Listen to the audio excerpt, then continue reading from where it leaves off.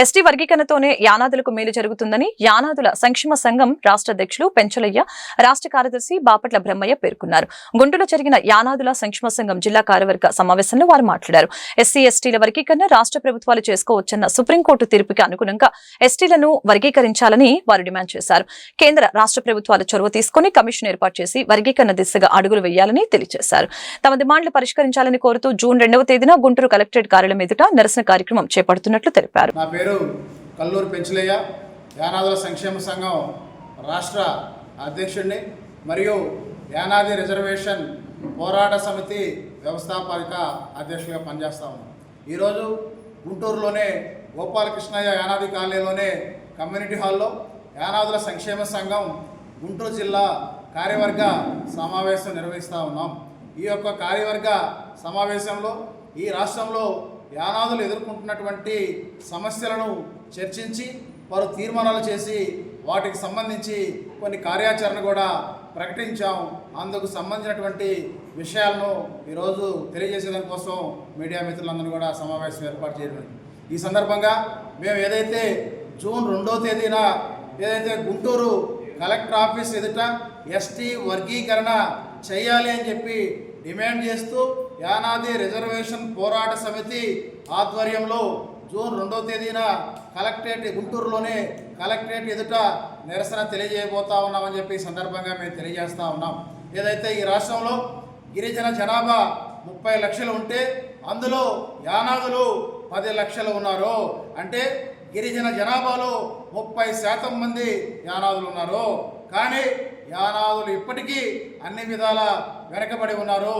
ఆర్థికంగా, సామాజికంగా, రాజకీయంగా వెనకబడి ఉన్నారు. ఈ నేపథ్యంలో ఏదైతే ఆగస్టులో గౌరవ సుప్రీంకోర్టు ఒక తీర్పిచ్చింది. ఏదైతే ఎస్సీ ఎస్టీ ఉపకులాల వర్గీకరణను ఆయా రాష్ట్ర ప్రభుత్వాలు చేసుకోవచ్చు అని చెప్పి తీర్పునిచ్చింది. ఆ తీర్పు మేరకు ఏదైతే కూటమి ప్రభుత్వము ఎస్సీ కులాలను వర్గీకరించింది. మరి మేము ఈ సందర్భంగా యానాదులుగా ఏదైతే ఎస్టీ వర్గీకరణ యానాదులకు అవసరం అనేటువంటి డిమాండ్తో ఎస్టీ వర్గీకరణ చేసి యానాదులకు న్యాయం చేయాలని చెప్పి మేము ప్రభుత్వాన్ని డిమాండ్ చేస్తూ ఉన్నాం. ఎందుకంటే ఏదైతే యానాదులు ఇప్పటికీ విద్యపరంగా యానాదులకు అన్యాయం జరుగుతూ ఉంది, ఉద్యోగాల్లో అన్యాయం జరుగుతూ ఉంది, ఉపాధిలో అన్యాయం జరుగుతూ ఉంది, అన్ని విధాల అన్యాయం జరుగుతూ ఉంది. ఏదైతే గిరిజన జాతుల్లో ఉండేటువంటి అభివృద్ధి చెందినటువంటి ఇతర గిరిజన తెగలు యానాదులకు రావాల్సినటువంటి రాజకీయ ఫలాలు పొందుతూ ఏదైతే యానాదు పొందుతున్నారో ఫలితంగా యానాదులకు తీవ్రమైనటువంటి అన్యాయం జరుగుతూ ఉంది. ఈ నేపథ్యంలో మేము ఎస్టీ వర్గీకరణకు డిమాండ్ చేస్తూ ఉన్నాం. ఏదైతే ఏప్రిల్ 14వ తేదీన నెల్లూరులో యానాది రిజర్వేషన్ పోరాట సమితిని ప్రారంభించాం. ఏదైతే యానాది రిజర్వేషన్ పోరాట సమితి ఆధ్వర్యంలో ఆ నెల్లూరు తర్వాత ఒంగోలు. నా పేరు బాపట్ల బ్రహ్మయ్య, నేను యానాల సంక్షేమ సంఘంలో స్టేట్ అధికార ప్రతినిధిగా పనిచేస్తున్నాను. ఈరోజు ఈ గుంటూరు జిల్లా కార్యవర్గ సమావేశంలో ఈ యొక్క జిల్లాలో ఎస్టీ వర్గీకరణ అనేది వచ్చే నెల 2వ తారీఖున మేము జిల్లా కార్యవర్గ సభ్యులందరం కూడా సమావేశమయ్యి ఈ యొక్క సమావేశాన్ని గుంటూరు జిల్లా కలెక్టర్ ఆఫీస్ ఎదుట నిరసన కార్యక్రమం చేపట్టాలని మా జిల్లా కార్యవర్గ సమావేశం అందరూ కూడా సమావేశమయ్యే యొక్క డేట్ని ఫిక్స్ చేశాం. మిత్రులారా, మేము అనేది ఏంటంటే ఈ రాష్ట్రంలో 10 లక్షల జనాభా ఉన్నటువంటి మా యానాదుల్ని ఇప్పుడు కూడా ఏ ప్రభుత్వాలు కూడా గుర్తించడం లేదు.